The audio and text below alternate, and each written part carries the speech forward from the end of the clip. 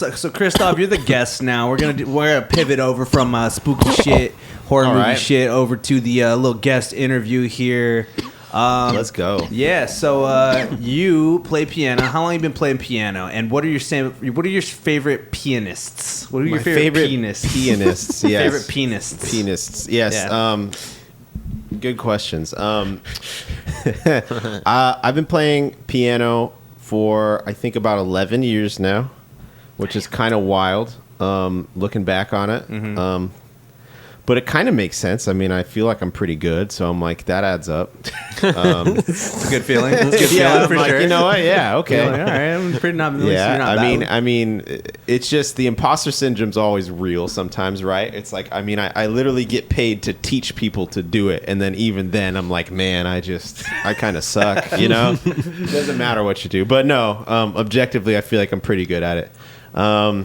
Yeah, 11 years. And what was the other question? I'm sorry. So 11 years. Who are some of your my favorite pianists. Yes, big pianists. I would say I'd start with the classics, you know, kind of cliche, but I feel like if you go ham on piano, you gotta fuck with Beethoven. Of course. You gotta fuck with Bach. You gotta fuck with Chopin. That band nerd shit, bro. Pretty much. I mean, you all got to start with that. Mm-hmm. All the classic patriarchal white man shit. All the Eurocentric, yeah. Terrible stuff. After that, you know, getting to... I like to think of it by genre, you know. I personally like a whole lot of genres. I respect playing classical music. Me personally, I like to write a lot of things. I like to. I went to college for songwriting, arrangement. I'd say, you know, I personally like to write a lot of stuff on like the more R&B, jazzy side of things. Yeah. You know, when you and I collab, it gets very future bassy. I love to have, you know, some cool extended chords that are way more complex than they need to be. You know, it's always fun. Add a little extra flavor to things. Yeah, but I'd say for like old school jazz R&B, it's like you gotta love you gotta love Duke Ellington. You gotta love Little Ray Charles. Exactly. Old school R&B. Probably my favorite like 60s jazz pianist is probably Bill Evans. He's pretty goated. Yeah, as far as more modern stuff, I mean, gosh, like, you know, Jacob Collier. Now there's Robert a cock Glasper. size I can get behind. Now that is, yeah, that's a guy that makes you want to quit music entirely in a good way. God, no, he made me want to live, bro. He's like a golden god when you see him. Jacob Collier? He looks immortal. Like, literally, his skin, like, glows. It's so bizarre. Huh. What? You've seen him like in person, like live or something? Really? I didn't know that. Yeah. When? Last year at Second Sky Festival. Oh shit. Yeah. How was it? Was he? I'm assuming he was fucking amazing. It was incredible, and his supporting band was also incredible, thoroughly talented. Of course, that makes sense. But he was, you know, he's mentioning on stage, the shining golden god. Straight up, it's bizarre. Like, he looks so fucking youthful and alive. Like, he can just afford to buy all the vegetables in the world, and he just loves to eat them just as much as he loves doing everything in life. He's not only as a musician, he's just a trip as a human being for sure. Like, and I think that's the appeal of him too. It's like, in a weird way, he's just like a child that's an adult, but like, he's just like, it's just like he has this vibe that he's just like this immortal prodigy. Like, it's just very. But yeah, I mean, God, he's so happy. It's like, how could you not love the guy? Mikola the unalloyed. Yeah, exactly. Yeah, I think Jacob Collier is like definitely one of my biggest inspirations as well. Oh yeah, I mean, there's been times where it's like I've dove into some of the things he thinks about theory-wise and all that, and sometimes he explains it in really simple ways, and I'm just like, oh my God, like I've never thought of it that way. Like that's crazy, and you get inspired for sure. And then But yeah, other than him, I'd say also like Robert Glasper, Corey Henry, of course, if we're talking like keyboardists, like piano players, like, so yeah, those motherfuckers for sure. Okay. Okay. Yeah. Oh yeah, man.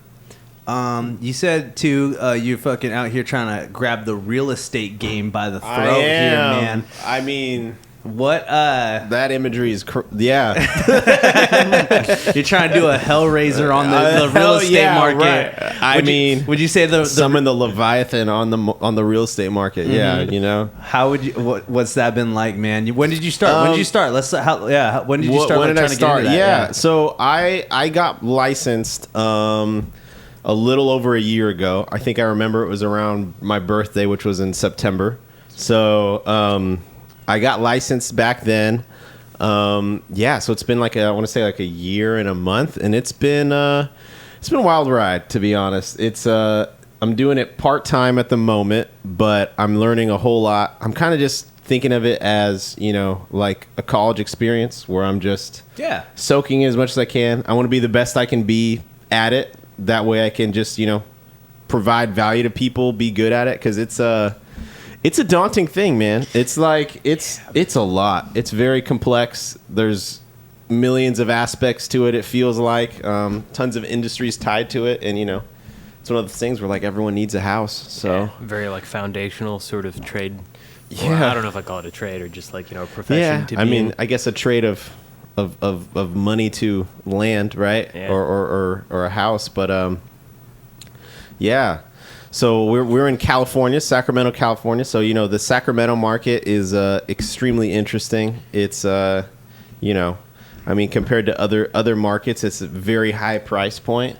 So for the common person, it's kind of hard to get a house, to be honest, on average, compared to average income across the nation. But it's not impossible. And I personally want to be a homeowner one day. So it's I figured I'd get the license, I'd jump right in. Had no idea what I was doing at first, and I'd just learn about it, even if it was just for my own sake, my own knowledge of becoming a homeowner, and maybe eventually get into investments and things like that. I figured it'd be valuable. But hey, if I end up being good at it and I can help other people, then that's another W. So, oh yeah, man. Definitely. You doing any content related to that at all, or are you No, I want to though. And I mean, hey, now that I live here and you guys have all this equipment, I'd love to collab and obviously utilize it so I can get some good information out there. But most definitely. Yeah. I don't know. I feel one of the best things to in your situation where you're still learning a skill and you're progressing for it is just sharing the thing that you just learned out to other people as well, because it kind of forces you to understand it and be able to itemize and teach it back to other people absolutely. Yeah, just today actually I had a lunch with some other of my friends that are colleagues in the industry. So one of them is a lender. His name is Sam, and then another one, his name is Alexander. He goes by Xander. Another agent, pretty much the same office as mine. And we're all the same age. We're all young dudes, and so we're all mid-late 20s trying to get into this game where there's a whole lot of old heads in it. You know what I mean? So it's it's a little tough. So it's cool that we all took the time to kind of network with each other and just kind of be there to support each other, because it's I think we realize the game is slightly different. We realize that, people our age have a different mentality, and we're going to connect with those people in that way. And so therefore we have to use new ways to reach out to them. Like you mentioned, going the content route, going, just things that are going to help them in their situation more. But just real quick, did you ever see that fucking South Park episode yet about where Cartman becomes a fucking real estate agent? I didn't see that one exactly, but I saw the streaming one where they had a bunch of references to it. Right. Yeah, which was hilarious. We gotta watch that after, because that shit's hella funny. I will. Yeah, fucking. So you're saying the fucking. Have you seen a lot of crazy ups and downs in the market? You said you got a license a year ago, so that's 2021. Yeah, pretty much. Even in that short time, I feel so much has changed. Just in general. I've pretty much.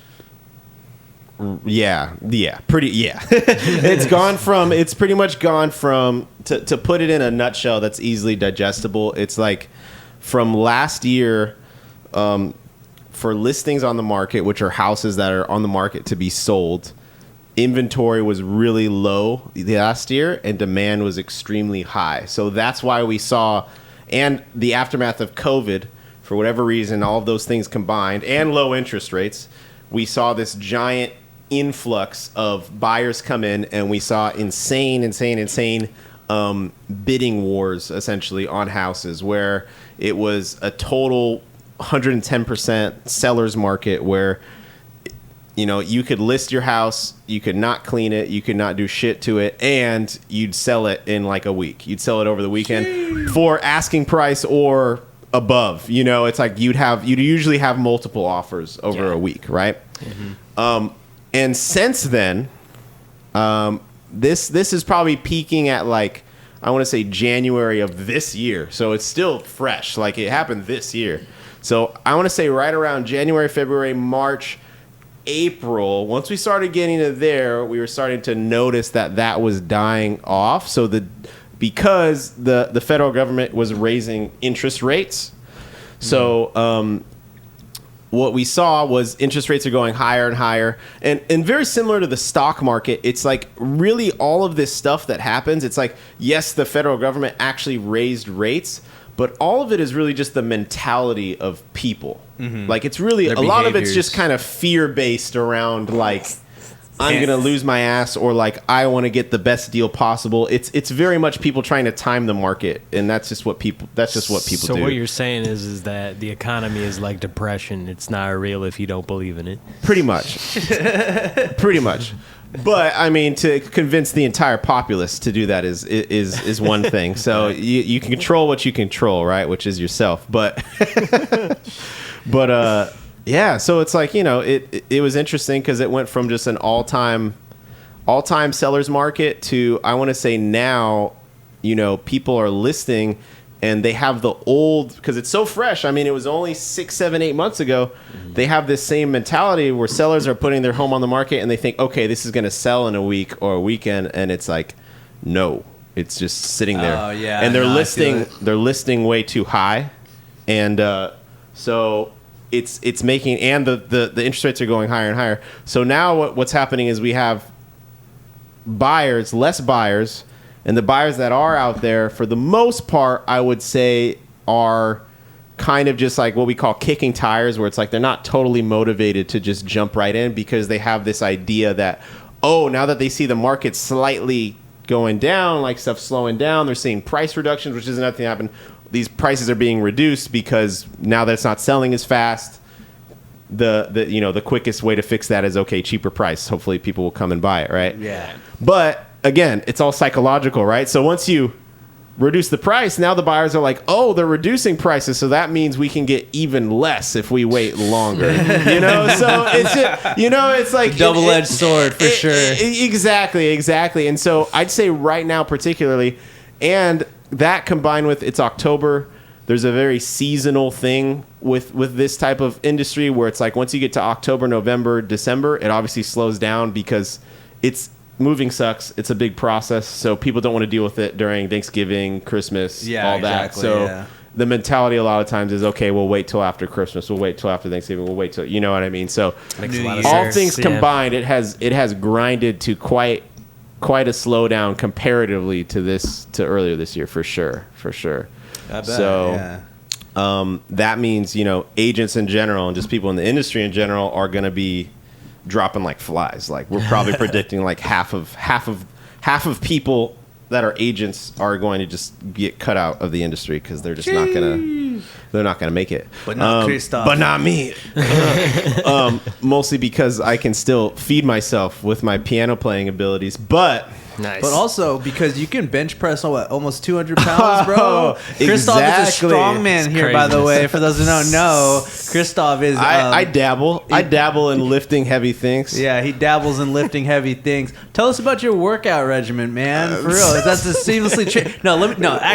Right here. This is the real Manospheres question. Okay. How does working out influence your work mentality and being a real estate agent? Oh man, where's the correlation?